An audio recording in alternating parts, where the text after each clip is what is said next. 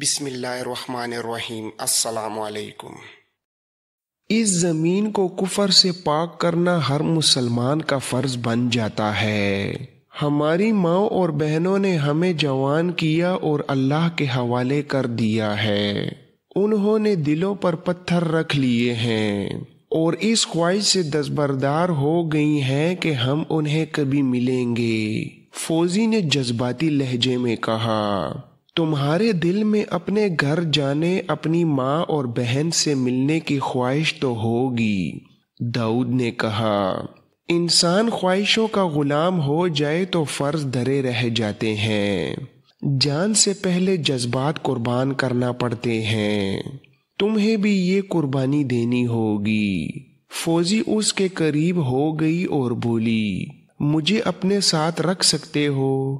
نہیں، کچھ دن میرے پاس رہ سکتے ہو؟ میرے فرض نے ضرورت سمجھی تو رہوں گا۔ تم مجھے اپنے پاس رکھ کر کیا کرو گی؟ تم مجھے اچھے لگتے ہو۔ تم جب سے آئے ہو تمہاری باتیں سن رہی ہوں۔ ایسی باتیں میں نے کبھی نہیں سنی تھیں۔ میرے دل میں آتا ہے کہ تمہارے ساتھ رہوں اور مجھے زنجیر نہ ڈالو فوزی۔ اپنے آپ کو بھی جذبات کی زنجیر سے آزاد رکھو۔ ہمارے سامنے بڑے کٹھن راستے ہیں۔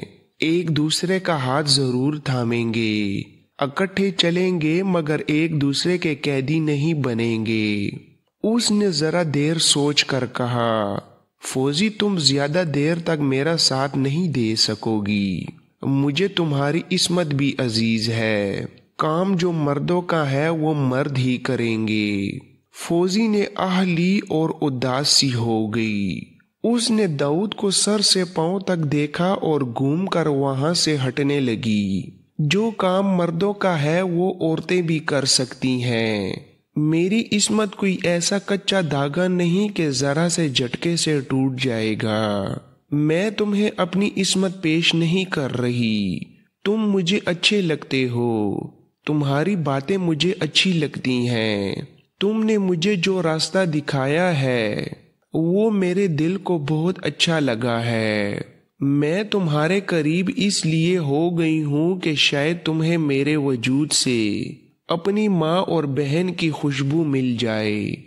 تم بہت تھکے ہوئے ہو نا داؤد؟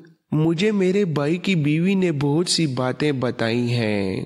وہ کہتی ہے کہ مرد جب تھکا ہوا گھر آتا ہے تو عورت کے سوا اس کی تھکاوٹ اور کوئی دور نہیں کر سکتا۔ عورت نہ ہو تو مرد کی روح مرجھا جاتی ہے۔ میں ڈرتی ہوں کہ تمہاری روح مرجھا گئی تو کیا ہوگا داؤد؟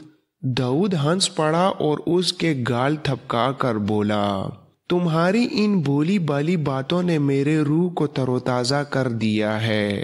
تمہیں میری کوئی بات بری تو نہیں لگی؟ میرے بھائی کو تو نہیں بتاؤ گے کہ میں تمہارے پاس آئی تھی؟ نہیں، تمہارے بھائی کو کچھ نہیں بتاؤں گا، اور تمہاری کوئی بات بھی مجھے بری نہیں لگی۔ ہماری منزل ایک ہے داؤد۔ مجھے معلوم نہیں کہ دل کی بات کس طرح کہی جاتی ہے۔ تم نے دل کی بات کہہ دی ہے فوزی، اور میں نے سمجھ لی ہے۔ تم نے ٹھیک کہا ہے کہ ہماری منزل ایک ہے، مگر یہ نہ بھولنا کہ راستے میں خون کی ندی بھی ہے جس پر کوئی پل نہیں۔ اگر تم ہمیشہ کے لیے میری ہو جانا چاہتی ہو تو ہمارا نکاح لہو کی تحریر ہوگی۔ پھر ہماری لاشیں ایک دوسرے سے دور بھی ہوئیں تو ہم اکٹھے ہو جائیں گے۔ رائے حق کے مسافروں کی شادیاں آسمانوں پر ہوتی ہیں اور باراتیں کہکشاں کے رستے میں جایا کرتی ہیں۔ ان کی خوشی میں سارا آسمان ستاروں کی چراغاں کیا کرتا ہے۔ فوزی جب وہاں سے چلی تو اس کے ہونٹوں پر مسکراہٹ تھی۔ اس مسکراہٹ میں مسرت کا تاثر کم اور ایسا تاثر زیادہ تھا جس میں عزم اور کچھ کر گزرنے کا ارادہ تھا۔ کماندار واپس آ گیا جو الملک الصالح کے نام سیف الدین کا پیغام لے کر گیا تھا۔ اس کی ملاقات تو الملک الصالح سے نہ ہو سکی، البتہ پیغام اس تک پہنچا دیا گیا تھا۔ اس نے کہا تھا کہ وہ پیغام کا تحریری جواب دے گا۔ کماندار وہاں بتا آیا تھا کہ سیف الدین کہاں ہے اور جس گھر میں وہ بیٹھا ہے اس کی نشانیاں کیا ہیں۔ سیف الدین اپنے پیغام کے جواب کا انتظار کرتا رہا۔ جواب نہ آیا تو وہ پریشان ہونے لگا۔ تیسرے چوتھے دن وہ بہت ہی بے چین ہو گیا۔ اس نے اپنے نائب سالار سے کہا، کیوں نہ میں خود ہی حلب چلا جاؤں؟ اگر حلب کی فوج نے صلاح الدین ایوبی کے ساتھ صلح اور جنگ بندی کا معاہدہ کر لیا ہے تو ہمیں اپنے متعلق بہت کچھ سوچنا پڑے گا۔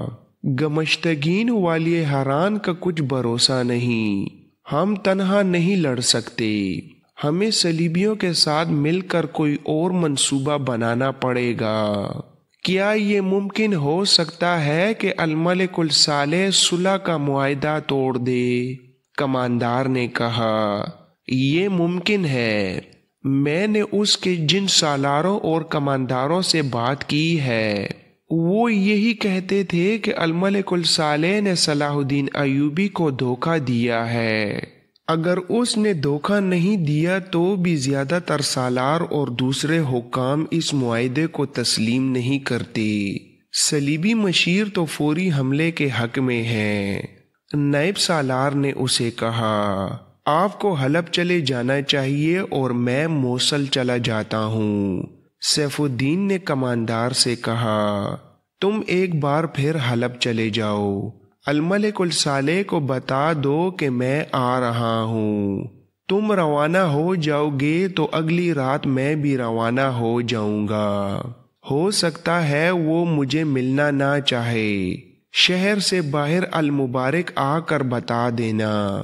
نائب سالار نے پوچھا، کیا آپ کا اکیلے جانا مناسب ہے؟ سیف الدین نے کہا، ان علاقوں میں کوئی خطرہ تو نہیں؟ میں رات کو جاؤں گا، کسی کو کیا خبر کہ والی موصل جا رہا ہے؟ نائب سالار نے کہا، صلاح الدین ایوبی کے جاسوسوں اور چھاپا ماروں کا کوئی بھروسہ نہیں، ان سے ہماری کوئی جگہ محفوظ نہیں۔ سیف الدین نے کہا، مجھے جانا ضروری ہے، خطرہ مول لینا ہی پڑے گا۔ آج تم موصل کو روانہ ہو جاؤ، میں کل رات حلب کو روانہ ہو جاؤں گا۔ جس وقت یہ باتیں ہو رہی تھیں اس وقت داؤد اور حارث کے کان دروازے کی درز کے ساتھ لگے ہوئے تھے۔ دونوں وہاں سے ہٹ گئے اور اپنے کمرے میں چلے گئے۔ داؤد گہری سوچ میں کھویا ہوا تھا۔ اسے سیف الدین کا تعاقب کرنا تھا، لیکن کس طرح؟ سوچ سوچ کر اس کے دماغ میں ایک ترکیب آ گئی۔ داؤد نے حارث سے کہا، ہم سیف الدین کے محافظ بنیں گے اور اس کے ساتھ حلب جائیں گے۔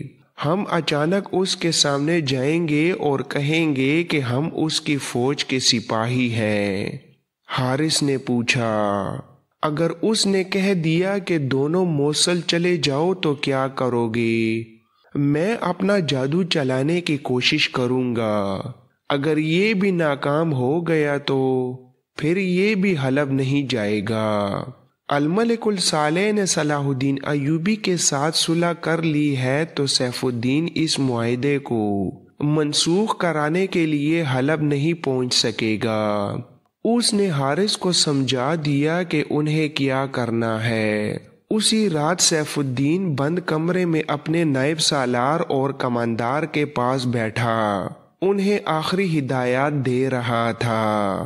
رات کا پہلا پہر تھا۔ پہلے کماندار وہاں سے نکلا۔ حارث کے باپ نے اسے گھوڑا کھول دیا۔ کچھ دیر بعد نائب سالار بھی نکل گیا اور سیف الدین اکیلا رہ گیا۔ وہ جوں ہی لیٹا تو اچانک کمرے کا دروازہ دھماکے سے کھلا۔ وہ گھبرا کر اٹھ بیٹھا۔ دیکھا تو فوجی سراپا مسرت اور خوشی بنی ہوئی تھی۔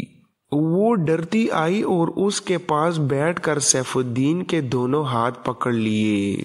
فوجی نے خوشی سے دیوانہ ہوتے ہوئے کہا، میرا بھائی آ گیا ہے، اس کے ساتھ اس کا ایک دوست ہے۔ سیف الدین نے پوچھا، تم نے انہیں بتا دیا ہے کہ میں یہاں ہوں؟ ہاں میں نے بتا دیا ہے، اور وہ اتنے خوش ہیں کہ آپ سے ملنے کی اجازت مانگ رہے ہیں، انہیں لے آؤ۔ داؤد اور حارث سیف الدین کے سامنے گئے، فوجی انداز سے سلام کیا اور سیف الدین کے اشارے سے اس کے پاس بیٹھ گئے۔ انہوں نے اپنے کپڑوں اور چہروں پر گرد ڈال لی تھی اور سانس اس طرح لے رہے تھے جیسے بہت تھکے ہوئے ہوں۔ سیف الدین نے ان سے پوچھا کہ وہ کون سے دستے میں تھے۔ حارث چونکہ اس کی فوج کا سپاہی تھا اس لیے ان سوالوں کا جواب اسی نے دیا۔ داؤد کو تو کچھ بھی معلوم نہیں تھا۔ سیف الدین نے پوچھا، تم اتنے دن کہاں رہے ہو؟ داؤد نے کہا، ہمیں بتاتے ہوئے شرم آتی ہے کہ ہماری فوج کس طرح پسپا ہوئی۔ ہمیں بھی پسپا ہونا تھا لیکن میں اسے ساتھ لے کر ایک چٹان میں چھپ گیا اور یہ دیکھنے لگا کہ صلاح الدین ایوبی کی فوج تعاقب میں آتی ہے یا کہیں پڑاؤ کرتی ہے۔ میں نے جاسوسی شروع کر دی۔ آپ کو شاید یاد ہوگا کہ آپ نے صلیبی مشیروں سے چھاپہ مار جیش تیار کرائے تھے۔ میں بھی ایک جیش میں تھا۔ میں نے گہری دلچسپی سے تربیت حاصل کی تھی۔ جنگ میں یہ تربیت بہت کام آئی۔ جنگ ختم ہو گئی تو میں نے اس تربیت سے فائدہ اٹھایا اور سوچا کہ میں اگر بھاگوں تو اپنی فوج کے لیے دشمن کے کچھ راز بھی لیتا چلوں، اور یہ حارث مل گیا۔ اسے میں نے اپنے ساتھ رکھ لیا۔ صلاح الدین ایوبی کی فوج پیش قدمی کرتی رہی اور ہم دیکھتے رہے۔ اگر ہمارے ساتھ 7-8 سپاہی ہوتے تو شبخون مار مار کر اس فوج کا بہت نقصان کرتے۔ ہم نے صلاح الدین ایوبی کی فوج کو ترکمان کے علاقے میں پڑاؤ کرتے دیکھا ہے۔ فوج نے خیمے جس طرح گاڑے ہیں اس سے پتہ چلتا ہے جیسے فوج وہاں لمبے عرصے کے لیے ٹھہرے گی۔ مجھے بہت افسوس ہے کہ ہماری فوجیں گھبرا کر بھاگ آئی ہیں۔ اس سے پوچھیں، ہم نے رات کو ان کی خیمہ گاہ کے قریب جا کر دیکھا ہے۔ اللہ توبہ، زخمیوں کا قرانہ برداشت نہیں ہوتا تھا۔ یوں معلوم ہو رہا تھا جیسے آدھی فوج زخمی ہے۔ امیر محترم، اللہ آپ کا اقبال بلند کرے۔ آپ بہتر جانتے ہیں کہ کیا کرنا چاہیے۔ ہم آپ کے غلام ہیں، جو حکم دیں گے بجا لائیں گے۔ میرا خیال یہ ہے کہ صلاح الدین ایوبی کی فوج لڑنے کے قابل نہیں۔ اگر آپ اپنی فوج فوراً اکٹھی کر کے حملہ کر دیں تو صلاح الدین ایوبی کو آپ دمشق پہنچا سکتے ہیں۔ سیف الدین داؤد کی رپورٹ دلچسپی سے سن رہا تھا۔ وہ شکست خوردہ تھا، اس لیے وہ ایسی باتیں سننے کو ترس رہا تھا جو اسے یہ تسکین دے کہ اسے شکست نہیں ہوئی اور وہ بھاگا نہیں، بلکہ اس کی فوج اور اس کے اتحادی گھبرا کر بھاگے تھے۔ داؤد اس کی یہ نفسیاتی ضرورت پوری کر رہا تھا۔ یہ اس کی کمزوری تھی جس کے اثر سے داؤد کی باتیں اسے ذہنی سکون دے رہی تھیں۔ داؤد نے کہا، ہم موصل جا رہے تھے۔ اس حارث کا گاؤں راستے میں پڑتا تھا۔ یہ کہنے لگا کہ گھر والوں سے ملتے چلیں۔ ہم یہاں آئے تو اس کے محترم والد نے بتایا کہ آپ یہاں ہیں، پر ہمیں یقین نہ آیا۔ آپ کو یہاں دیکھ کر بھی ہمیں یقین نہیں آ رہا کہ آپ یہاں ہیں۔ ہم یہ باتیں آپ تک پہنچانا چاہتے تھے۔ اللہ نے ہم پر بڑا ہی کرم کیا ہے۔